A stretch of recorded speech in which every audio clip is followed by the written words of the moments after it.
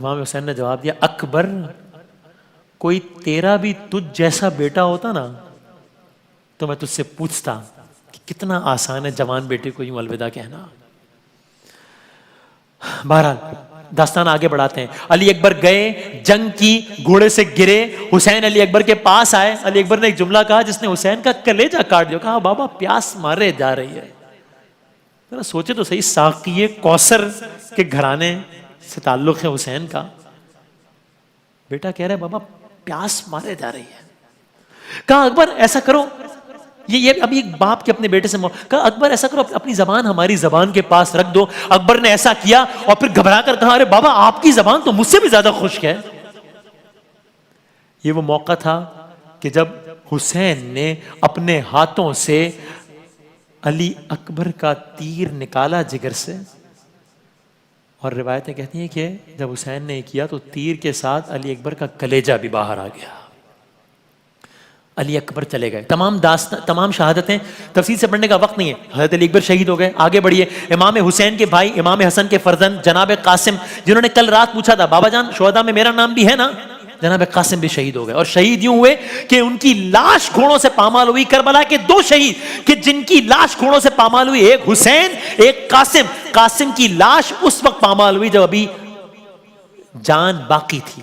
حسین جناب قاسم کی لاش گٹھڑی میں لائے, قاسم بھی چلے گئے. عباس شہید ہو گئے. پھر بچوں کے لیے پانی لینے گئے تھے, خیمے میں جناب سکینہ منتظر تھیں. جب رخصت ہوئے نا تو امام حسین نے اپنی فرزند اپنی دختر جناب سکینہ سے کہا دیکھو سکینہ ابھی تم سفارش کر رہی ہو نا کہ میں عباس کو جانے دوں, تمہارے لیے پانی لائیں گے. دیکھو بیٹا ابھی تم سفارش کر رہی ہو, کل جب تماچے پڑیں گے نا تو یہ چچا بہت یاد آئے گا. عباس گئے, دریا تک پہنچے, پانی بھرا مشکیزے میں, جانب خیمہ واپس چلے. یہاں سے تیروں کی بارش ہوئی. عباس کا ایک بازو قطع ہوا, عباس کا پھر دوسرا بازو. آج بھی کربلا میں حضرت عباس کا روضہ ایک جگہ پر ہے, اور کربلا میں دو مقامات ہیں جہاں پر لوگ جاتے ہیں باقاعدہ. دونوں مقامات کا نام ہے کف عباس. کیا مطلب؟ ایک روضہ وہاں ہے, مقام یہاں ہے. کیا مطلب؟ جب قبر وہاں ہے تو یہ کف عباس کیا مطلب؟ کف عباس یہ وہ جگہ ہے جہاں پر عباس کا سیدھا ہاتھ قلم ہوا. ایک اور مقام یہ وہ جگہ ہے جہاں حضرت عباس کا دوسرا بازو قلم ہوا. آج بھی کربلا میں وہ مقام موجود ہے. عباس کے دونوں بازو قطع ہوئے. عباس گھوڑے سے زمین پر آئے, شہید ہو گئے. اب عباس بھی نہیں رہے. امام حسین کی بہن ام المصائب زینب کبریٰ کے فرزند اون محمد شہید ہو گئے. شہید ہو کر جب واپس آئے, اتنا وقت نہیں ہے کہ سب کی شہادت تفصیل سے بیان کی جائے. جناب زینب سجدہ شکر میں گر گئے, یہاں تک کہ اب جناب علی اصغر بھی شہید ہو گئے. امام حسین بچے کو اپنے ہاتھ لیے ہوئے تھے. کہا دیکھو یہ بچہ بہت پیاسا ہے, اور دیکھو اس کی تو ماں کا دودھ بھی خشک ہو گیا ہے. فوج اشقیاء نے پانی نہیں پلایا. حسین نے ایک عجیب کام کیا. حسین نے کہا اچھا دیکھو اگر تمہیں یہ لگتا ہے کہ میں اس بچے کے بہانے پانی خود پینے کا ارادہ کرتا ہوں تو میں ایک کام کرتا ہوں, میں اس بچے کو یہاں رکھ دیتا ہوں, تم پانی پلا دو. حسین نے اصغر کو کربلا کی تپتی ریت پر رکھ دیا, ظالموں نے پانی نہیں پلایا. یہاں تک کہ حسین نے پھر کہا دیکھو اصغر شاید ان کو میری بات پہ یقین, میں کہتا ہوں افسوس کرنے کے لیے یہ جملہ ہی کافی ہے کہ حسین ان بدبختوں کے بارے میں یہ کہے کہ انہیں میری بات پر یقین نہیں ہے, حسین کی بات پر یقین نہیں.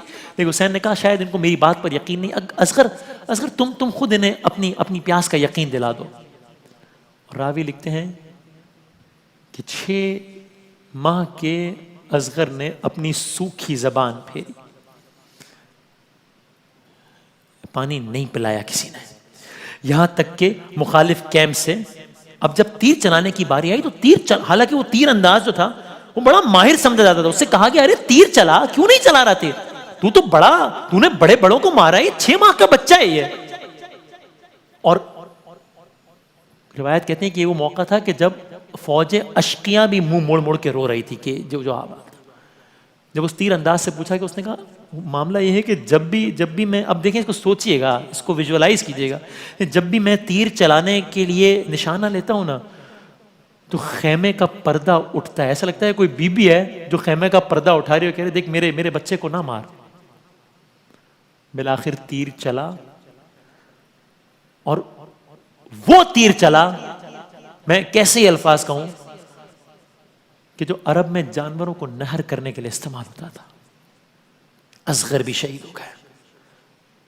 اب سنیے شہادت حسین. سب شہید ہو گئے، سب سے دردناک شہادت سنیے.